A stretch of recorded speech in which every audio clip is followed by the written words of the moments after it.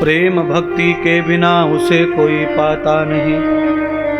प्रेम और भक्ति ये दो का संचार जब होता है तो भगवान का आगमन हो जाता है।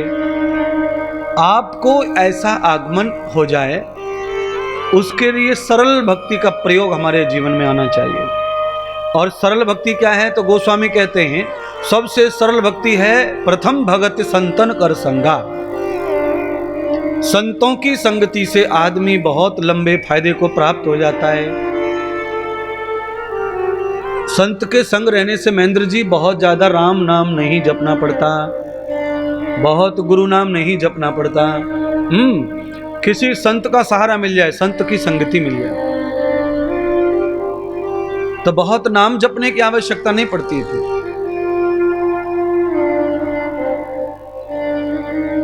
संत के संग से ही आदमी मुक्त हो जाता है, तर जाता है। हाँ, कैसे हो जाता, तर जाता, कैसे बताओ? जैसे बैंगन के साथ में डंठल की कीमत हो जाती है, जैसे लौकी के साथ में डंठल की कीमत हो जाती है, बिल्कुल वैसे ही एक संत के साथ में दुष्ट निकम्मे प्राणी की भी कीमत हो जाती है। नृत्वम न वेद संतः। गटर का पानी महंगा हो जाता है गंगा में मिलकर, नाले के पानी को भी लोग गंगा समझकर बोतल में भर के कावड़ बनाकर कंधे पे चढ़ाकर भोलेनाथ पे चढ़ाने लंबी दूरी पैदल ले जाते हैं। और वैसे गटर की क्या कीमत है सब जानते? ना ही तो हम गटर में नहाएंगे न पिएंगे, और हाथ भी लग गया गटर के पानी से तो डिटॉल से धोएंगे। और वो गटर का पानी गंगा में बह रहा है, सभी लोग उस पानी को गंगा समझकर घर ला रहे हैं और भोले बाबा पे चढ़ा रहे महाराज। अब बोलो, अब गटर से ज्यादा खराब तो कोई इंसान यहाँ पांडाल में नहीं बैठा। थोड़े बहुत खराब हैं, और थोड़े बहुत खराब बोले तो खारा पानी, नल का पानी, बोरिंग का पानी, ऐसा पानी समझो। बहुत बुरे लोग नहीं आते पांडाल में कथा के, कुछ बुरे कुछ अच्छे होते हैं, ऐसे लोग आते हैं। पूरे बुरे जो रहते हैं वो तो रोड पे गालियां दे रहे होंगे पांडाल को और हमको सबको, हाँ? क्योंकि सब जगह तुरई लगा रखी है, टंकी पे तुरई लगा रखी है। कई लोगों को परेशानी उन्हीं की भी हो रही होगी, क्योंकि उनकी रुचि अलग है, उनकी सोच अलग है। कान में कथा जा रही होगी, आवाज जा रही होगी, और उनको पत्ता खेलने में, ताश खेलने में मजा आ रहा होगा, और ये कथा और तकलीफ दे रही होगी, तो फिर उनके मन से गालियां ही निकलती हैं। तो कुछ ऐसे दुर्जन भी होते हैं, ऐसे पापियों को भी संत तार देते हैं। इसीलिए तो भोंगे लगवाए, इसलिए तो तुरई लगवाई है।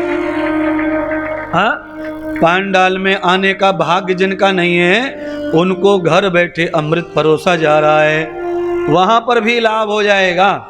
और आज दूसरा दिन है, चौथे दिन तक ताश और पत्ते खेलने वाले भी पांडाल में आ जाएंगे, क्योंकि कान में जब ये मंत्र पढ़ेंगे तो पाप धीरे धीरे कम हो जाएंगे, मन पवित्र हो जाएगा, तो फिर ये कथा में आने का मन हो जाएगा, चित्त हो जाएगा, हृदय हो जाएगा।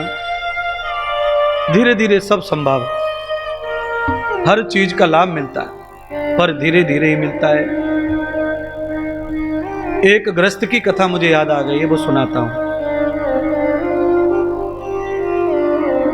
एक गृहस्थ में एक ही बालक था। गृहस्थ के लोग बड़े दुखी, माता पिता बड़े दुखी थे, क्या करें? दिन प्रतिदिन दुर्जन होता जा रहा था, जितनी बुराइयां हैं सब उसमें आ गई थी महाराज। अंत में घर वालों ने साधु संत महात्मा ब्राह्मण पंडितों का सहारा लिया। एक महात्मा जी ने स्वीकार भी कर लिया कि लाओ इसे हमें प्रदान कर दो। साधु ने कहा कि ये मेरे साथ रहेगा, ठीक हो जाएगा। उस दुर्जन ने कहा चाहे मुझे कितना भी साथ रख लो पर मैं सुधरने वाला नहीं हूं। साधु से ही कह रहा,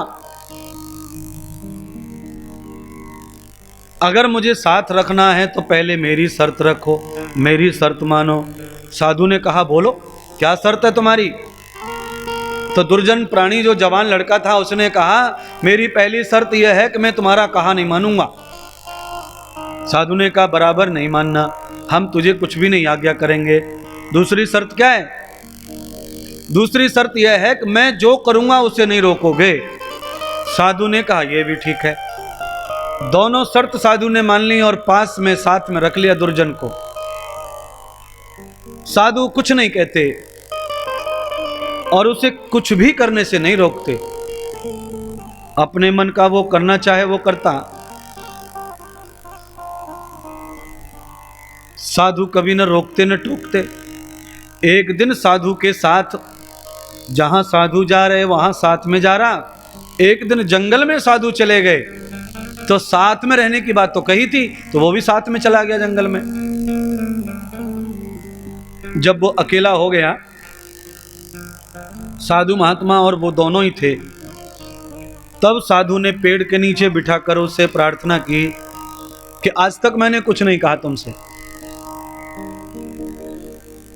और मैंने कुछ भी रोका नहीं तुम्हें कुछ करने से, इसीलिए आज मेरी आज्ञा है और मैं तुमसे प्रार्थना करता हूं कि मेरी एक बात आज मान लो। दुर्जन ने कहा बेचारा बहुत दिन से रोटी खिला रहा है फ्री में, चलो एक बात मान लेते हैं। क्या बात है, कहो, मान लूंगा। साधु ने कहा कि मैं तुमसे कोई काम नहीं करवा रहा हूं, मैं तुमसे कोई त्याग तपस्या नहीं करवा रहा हूं, तुम सिर्फ मेरी एक प्रार्थना स्वीकार करो और वो प्रार्थना यह है कि केवल एक बार तुम राम कह दो। इसने सोचा क्या हो जाएगा राम कहने से, कुछ भी नहीं होगा, पर कह दो। इसने बहुत सोचा, आखिर में ये दुर्जन कहने लगा मन ही मन कि साधु इतने दिन से साथ में लेके घूम रहा है, न काम करवाता है, न कुछ समझाता है, न परेशान करता है, केवल एक शब्द बोलना है राम, तो क्या फर्क पड़ता है, बोल देना चाहिए। ऐसा उसका मन बन गया तो उसने राम बोल दिया और साधु से कहा कि अब दोबारा कभी नहीं बोलूंगा।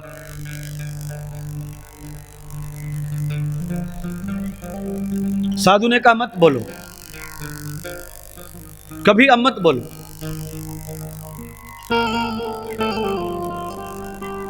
समय आया, साधु का भी मरण हो गया और थोड़े समय के बाद में दुर्जन का भी मरण हो गया। और जब दुर्जन मरा और मरने के बाद में जो क्रिया होती है गरुड़ पुराण में आपने सुना होगा कि यमराजों के हाथों से, यमदूत के हाथों से यमलोक गया और धर्मराज की सभा लगी है, वहां पर कर्मों का फल बांटा जा रहा है। तो इसको भी बुलाया गया, इसका नंबर आया तो धर्मराज ने कहा इसकी कुंडली खोलो, चंद्रगुप्त से कहा। चंद्रगुप्त ने कुंडली खोली, रजिस्टर पढ़ा और रजिस्टर में देखा कि महाराज उसने जीवन में कभी कोई अच्छा काम ही नहीं किया।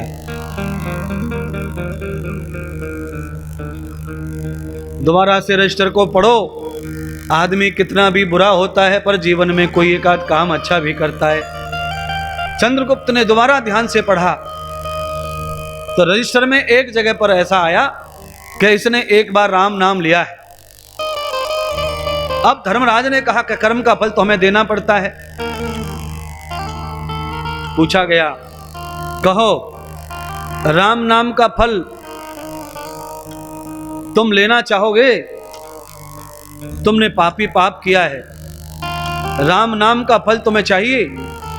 पाप का फल भोगोगे कि राम नाम का फल पहले भोगोगे? बोलो क्या चाहते हो राम नाम के बदले में?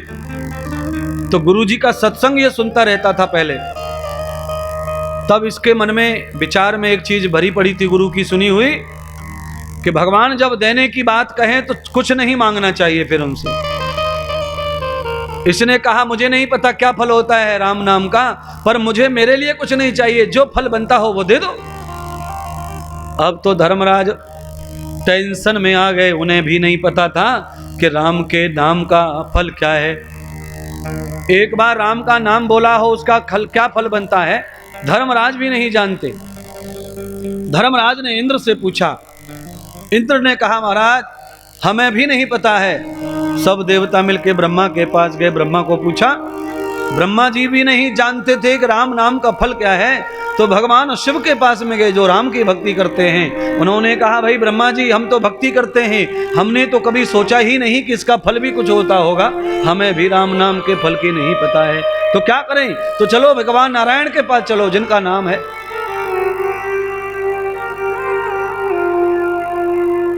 भगवान विष्णु के पास गए भगवान विष्णु से पूछा, प्रभु आपका नाम एक बार लेने का क्या फल है? भगवान विष्णु ने बहुत देर तक विचार किया और विचार करने के बाद भगवान विष्णु ने ये कहा ब्रह्मा जी से और शिव जी से, देवताओं से, कि नाम मेरा है पर नाम का फल क्या है ये मुझे भी मालूम नहीं है। नस्तम फलम कृतम भूत्वा, मेरे नाम को जपने का फल क्या है और वो भी एक बार बोला हो उसका क्या फल होता है मुझे नहीं पता है। तो महाराज अब बताओ इस पापी का क्या करें? इसने आपका नाम एक बार लिया है और संपूर्ण जीवन इसने अपराध किए, कहां ले जाएं? और इसे कौन सा लोक दें, कौन सा घर दें, कौन सा पिता दें, कौन सी माता दें? ये तो महापापी है महाराज, ये तो नरकगामी है। पर राम का नाम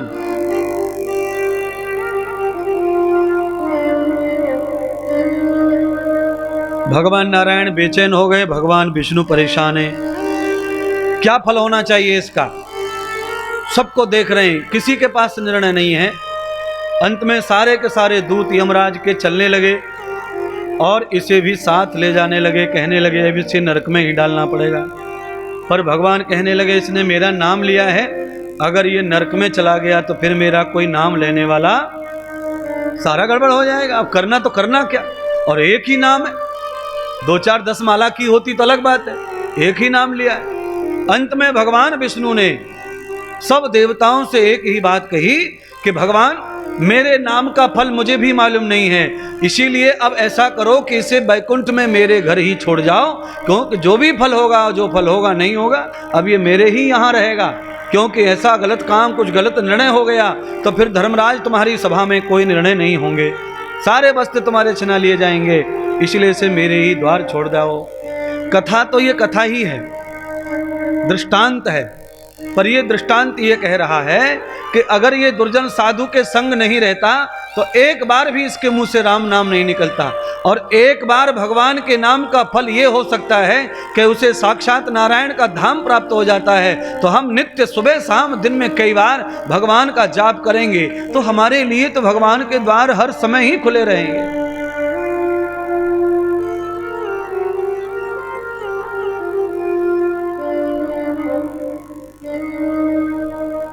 एक नाम का फल ऐसा है महाराज, एक ही फल से सब तर गया। नाम में इतनी गुणवत्ता है, प्रभु की संगति में इतनी ताकत है।